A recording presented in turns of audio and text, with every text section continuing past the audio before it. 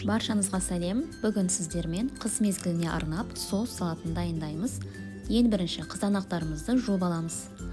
Қызанақты таңдарда домалақ сулысын емес, сопақша түрін таңдаймыз. Майда бөліктерге бөліп блендерден өткіземіз.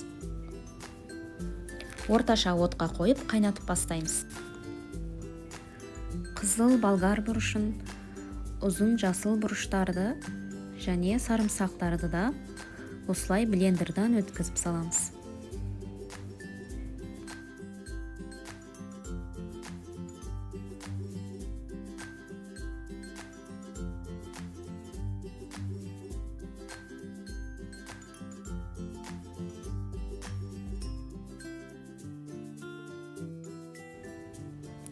Петрушканы да майдалап турап саламыз.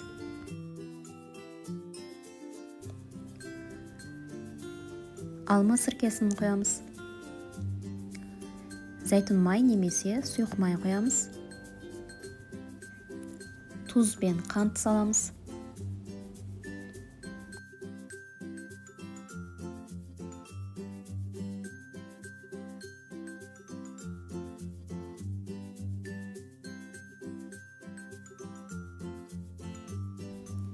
Орташа отта су тартылам дегенше қайнатамыз.